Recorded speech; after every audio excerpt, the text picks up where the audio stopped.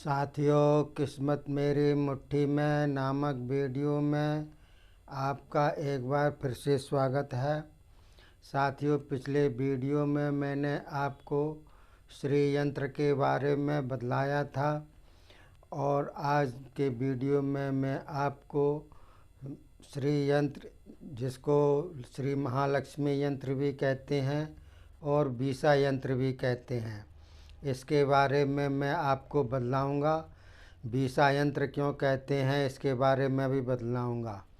इससे पहले देखिए, एक इसमें ख़ास बात होती है, क्योंकि यंत्र पुराने ज़माने से चले आ रहे हैं, काफ़ी पहले से साधु संतों के यहाँ से, तो उन्होंने हिंदी के अंकों में ही इनको लिखा है।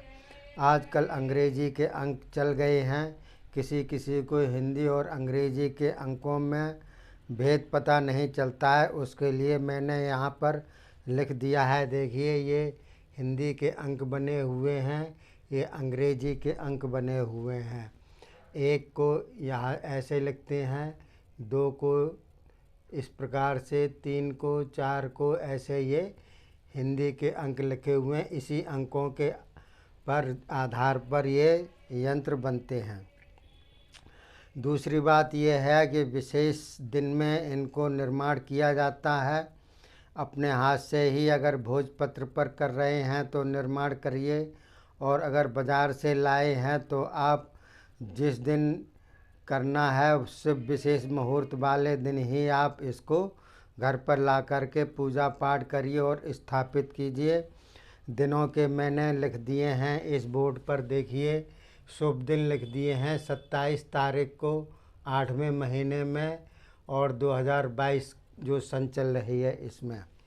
तो देखिए 27 और 31 ये 8वें महीने में है। 9वें महीने में 1, 2, 7, 10, 17, 25 और 26 तारीख शुभ माने जाते हैं यंत्र के लिए, तंत्र के लिए, यंत्र के लिए और मंत्र के लिए, तीनों चीज़ों के लिए ही।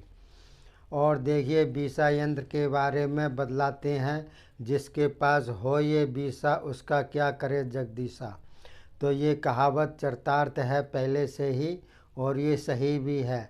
उसके पास में लक्ष्मी का, धन वैभव की कोई कमी नहीं रहती है, अगर इसको सही ढंग से सिद्ध किया जाए। तो देखिए, यहाँ पर मैंने 4 यंत्र बनाए हुए हैं, 1, 2, 3 और ये 4। ये चारों अंक बने हुए हैं। बीसा यंत्र क्यों कहते हैं इसको देखिए, इसकी पूरी लाइन में इसका जोड़ करेंगे तो 20 होगा। इसी प्रकार ये पूरी लाइन अगर आप जोड़ेंगे तो 20 होगा। ऐसे ही इसको भी 20 करके आप जो है जोड़ेंगे तो आएगा। इसी प्रकार से ये भी है और ये भी है। इसमें भी 6, 10 और 4 बराबर 20 होते हैं। 13, 4 और 3 बराबर 20 होते हैं। 9, 3 और 8 बराबर 20 होते हैं। 4, 7 और 9 बराबर 20 होते हैं। 10, 7 और 3 बराबर 20 होते हैं। इस प्रकार से इनको जो है बीसा यंत्र कहते हैं।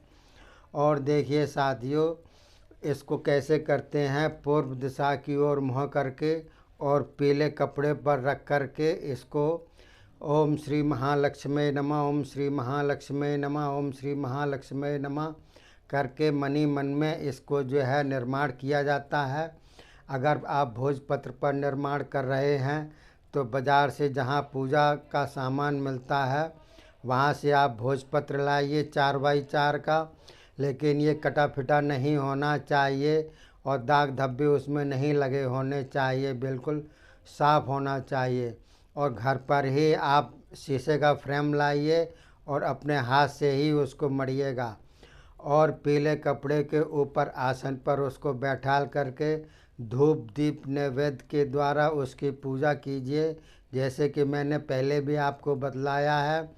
और इन यंत्रों के साथ में पहले वैसे तो 11 मालाओं का जाप किया जाता है, बतलाया जाता है, लेकिन अगर आपके पास में समय का अभाव है या कोई और प्रॉब्लम है तो आप 2 माला कम से कम इसको जो है प्रतिदिन इसको ओम श्री महालक्ष्मी नमः के नाम से जाप कीजिएगा और इसको करिएगा। अगर वैसे तो इसमें ताम्र पत्र भी आता है बना बनाया, रजत पत्र भी आता है और स्वर्ण पत्र भी आता है। जैसे जिसकी संभावना होती है वैसे ही वो इसको बनाता है। लेकिन अगर भोजपत्र पर बना रहे हैं तो इसके लिए अष्टगंध की स्याही वहीं से पूजा वाली दुकान पर मिल जाएगी, और अनार की कलम जो कि मैंने आपको पिछले वीडियो में बतलाया है, उसी हिसाब से आप अनार की कलम पौधे पर से तोड़ करके लाइएगा और अष्टगंध की स्याही से लिखिएगा। लेकिन इसमें दिशा पूर्व की ओर मुँह करके या उत्तर दिशा की ओर मुँह करके इसको जो है निर्माण किया जाता है। और देखिए साथियों, इसमें ओम श्री महालक्ष्मी नमः का जाप के अलावा भी और भी मंत्र हैं, लेकिन वो बड़े बड़े मंत्र हैं, आपको जाप करने में कठिनाई होगी। ये सबसे सूक्ष्म मंत्र जो मैंने आपको बतलाया है और बहुत ही सीधा ही आपको उपाय बतलाया है करने के लिए।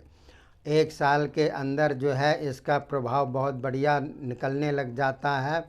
लेकिन 1 लाख बार इसको जाप करने के बाद में आप गिनते जाइए, 1 लाख बार जाप होने के बाद में इसको हवन किया जाता है, दशांश इसका हवन किया जाता है। और उसका हवन के दशांश में उसको जो है मार्जन किया जाता है, और उस मार्जन के दशांश यानी कि उसको ब्राह्मण भोज किया जाता है। ये लंबा प्रोसीजर है, जहाँ तक संभव हो वहाँ तक आप करिएगा, और नहीं तो आप जो है मंत्र के द्वारा ही इसको जाप निरंतर करते रहिएगा। जैसे आप काम करेंगे वैसा ही ये उतना ही फल देगा। तो देखिए आपके लिए मैंने बदला दिया है, शुभ दिन भी बदला दिया है, वीसा यंत्र भी बदला दिया है, और कोई प्रॉब्लम हो तो ये फ़ोन नंबर भी मैंने दे दिए हैं आपको। वहाँ से आपको कोई भी समझ में नहीं आए हो, कोई और बात हो तो आप मेरे से संपर्क कर सकते हैं। इसके अलावा आज के वीडियो से आगे जो है निरंतर वीडियो में मैं आपको कोई ना कोई एक गुड हेल्थ के बारे में जानकारी दूंगा, जो कि आपके लिए बहुत ही महत्वपूर्ण है। और वो जो हेल्थ के लिए जो भी दवा दारू होती है देसी होती है, उसमें कोई भी साइड इफ़ेक्ट नहीं होता है। तो देखिए आज के गुड हेल्थ के लिए मैं आपको बतलाता हूँ। जैसे कि किचन में आपको मिलता है, ये देखिएगा दालचीनी लकड़ी होती है, छाल होती है पेड़ की, उसको दालचीनी कहते हैं, गरम मसाले में डलती है वो। उसका आप पाउडर बना लीजिएगा घर पर ही, शुद्ध आप अपने हाथ से ही बनाइए, बाज़ार का पिसा हुआ मत लाइएगा। और उसको जो है पीस करके 1 चम्मच छोटी चाय वाली या फिर बड़ी चम्मच हो तो आधी चम्मच उसका पाउडर ले करके, और ऊपर से गुनगुना आप दूध पीजिएगा रात को सोते समय, खाना खा पी करके सोते समय। तो इससे क्या होगा, फुर्सत और जो है आपको बहुत बढ़िया आएगा। जो है आदमी में जो ताकत होती है, अंदरूनी ताकत होती है, मर्दानी ताकत होती है, उसमें प्रभावकारी होगा। लेकिन ये चूँकि देसी औषधि है, ये धीरे धीरे काम करती है। कम से कम 20 दिन के बाद ये काम करना शुरू करेगी, आपको महसूस होना शुरू हो जाएगा। काम तो ये शुरू से ही करेगी, लेकिन महसूस होना 20 दिन के बाद। इसको आप निरंतर खाते रहिए, इसका कोई साइड इफ़ेक्ट नहीं है। तो देखिए ये मैंने जानकारी दी, कल की वीडियो में मैं और भी जानकारी दूंगा यंत्र के बारे में भी और गुड हेल्थ के बारे में भी। तब तक के लिए मैं अपनी वाणी को विराम देता हूँ। जय हिंद, जय भारत।